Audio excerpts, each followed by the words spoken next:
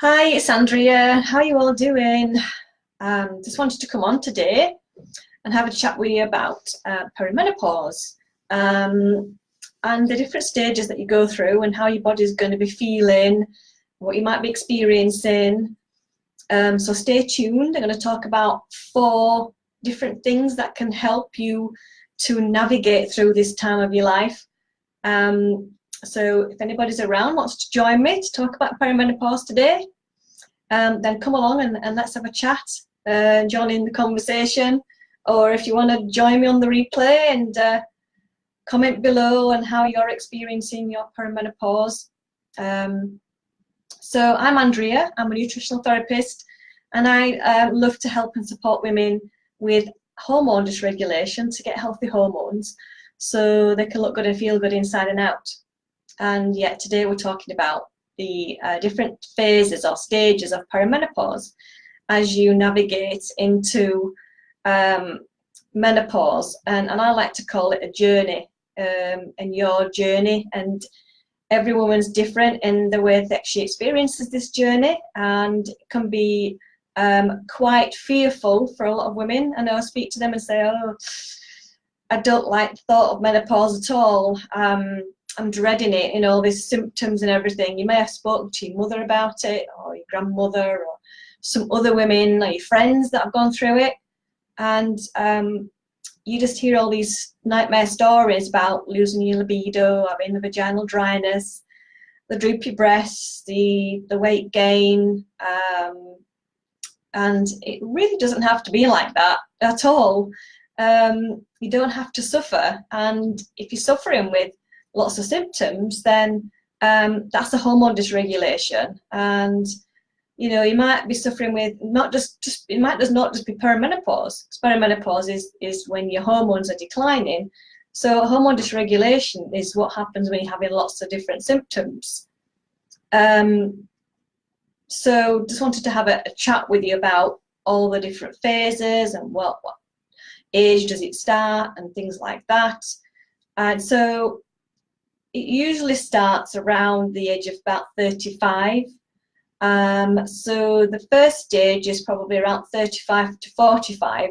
This is the years when your hormones are shifting very, very gently. It has to be a long process for your body to be able to cope with it. So it doesn't want to just, you know, it's unfortunate that some women get plunged into menopause very quickly because of a full hysterectomy and, you know, having an ovaries taken out. So that's very unfortunate, and it's not a pleasant experience sometimes.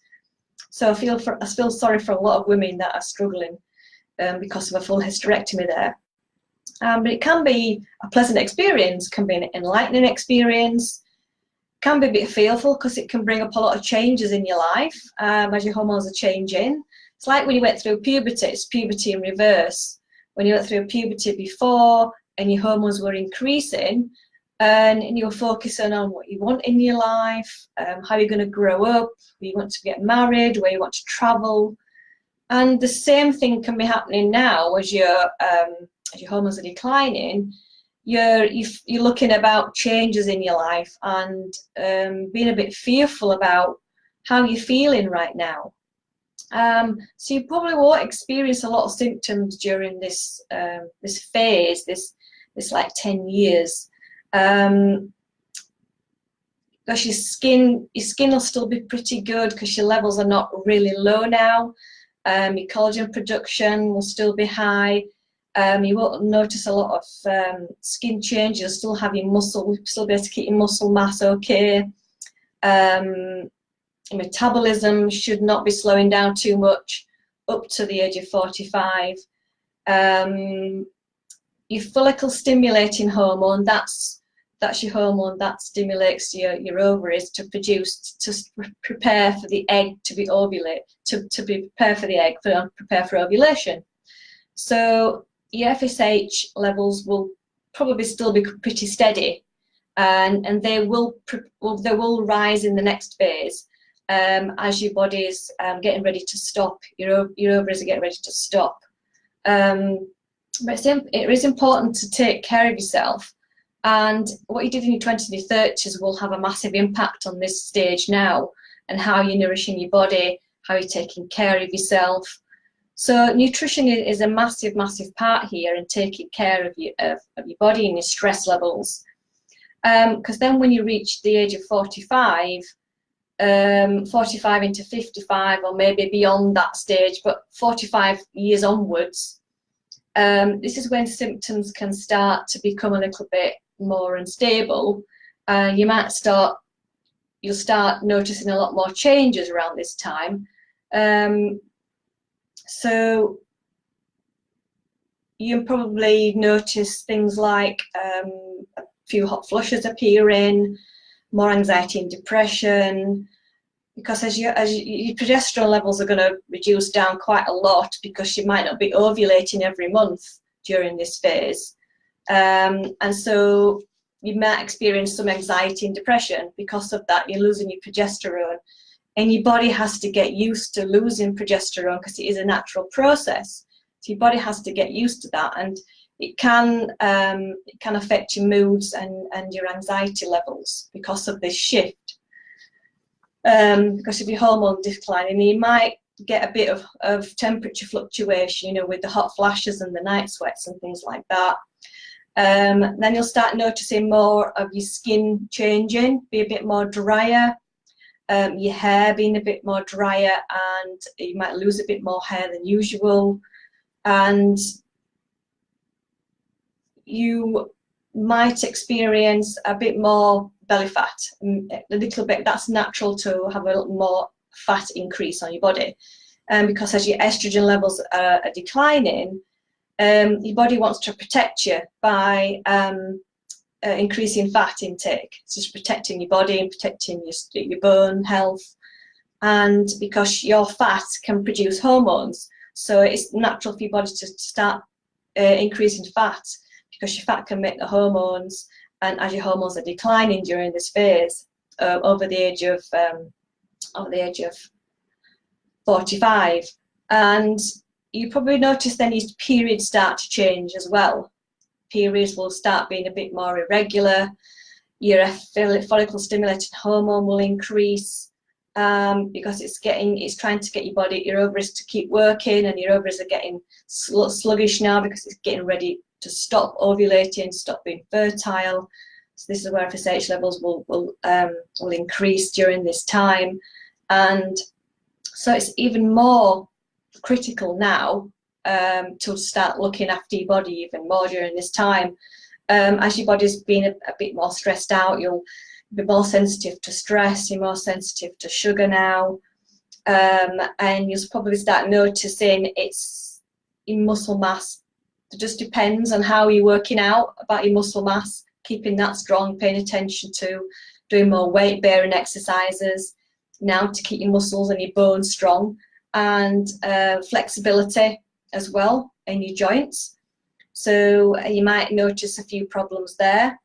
So it's important to look after your gut health around this time, and your liver health, because you don't want to have estrogen going rogue in your body. You know, I said in this phase where progesterone is going to be a lot lower during this phase, your periods are going to be scattered, and you're probably having to carry protection around in your bag all the time, because you never know when you have your period. Your periods can be light one month and heavier the next month, but as long as it's the heavy periods and not getting out of control, it's not, you know, having lots of heavy bleeding, then this is normal to experience different flows in your cycle and missing a month here and there. This is your body getting closer to menopause. As you're getting closer to menopause, the gap between your periods is going to be a lot longer. So you might go 6 months without a period, and then you'll just have one.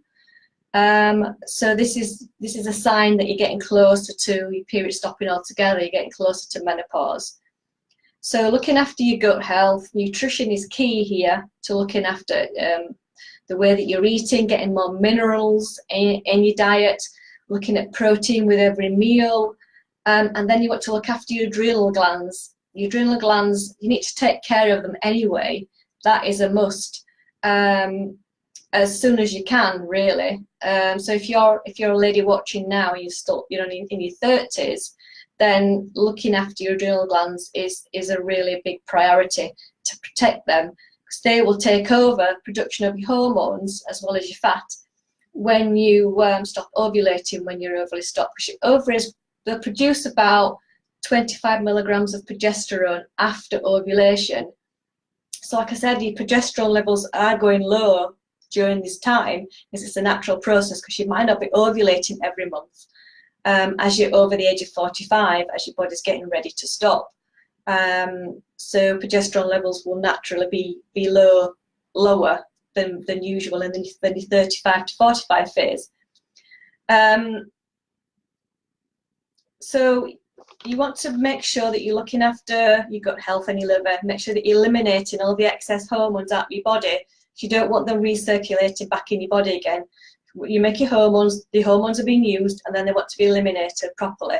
So your gut health and your liver, they play a massive part in that, to get rid of the excess hormones.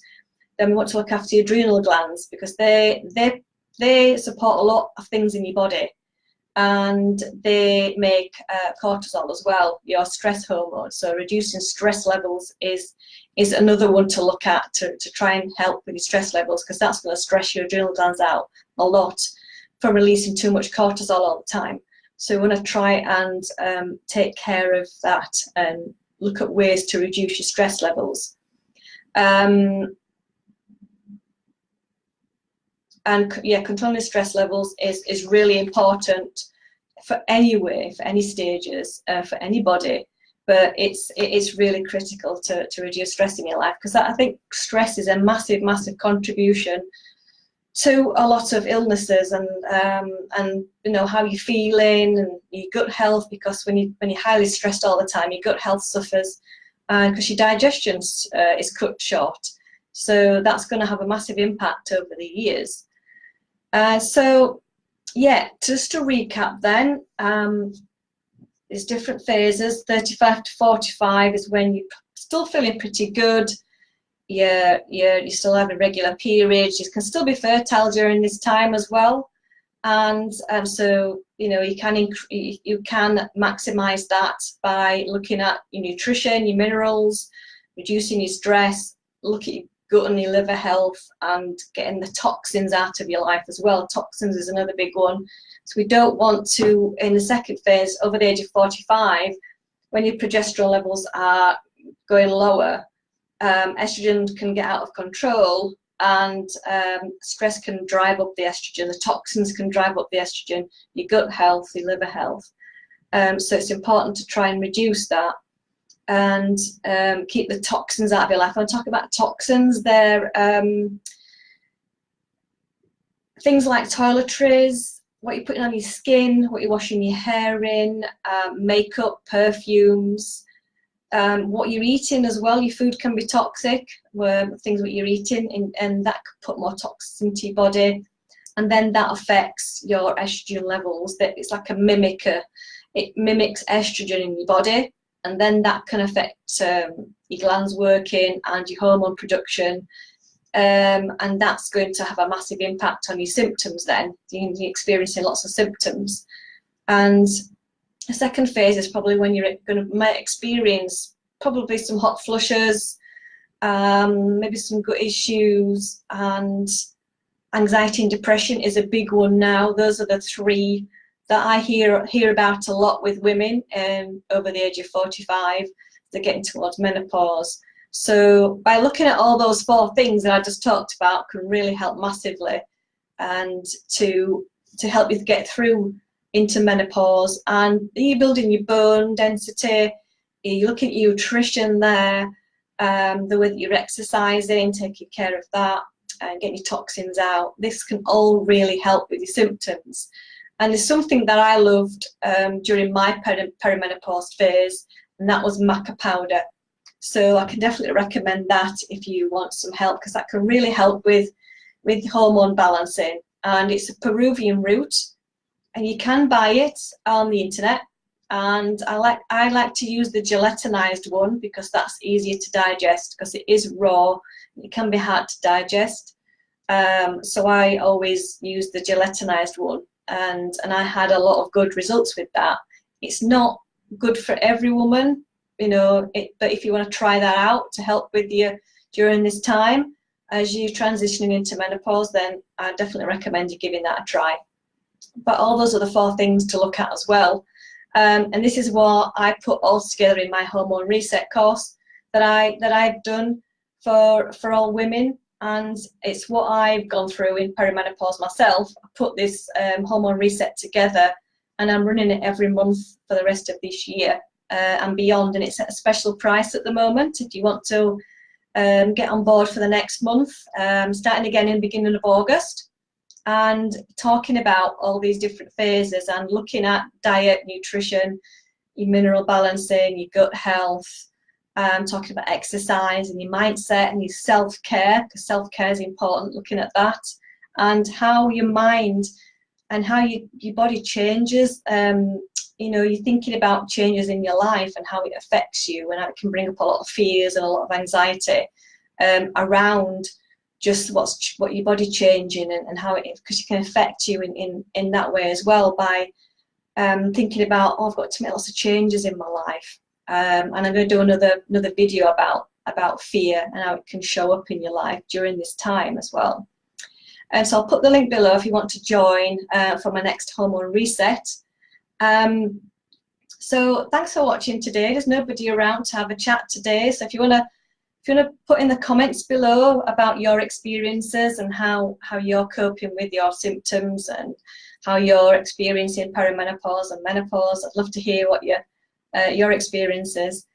So like my video if you like my video, and subscribe if you're on YouTube, because I put my videos on YouTube as well. So thanks for watching, and I'll see you again in another video. So take care, and I'll see you later.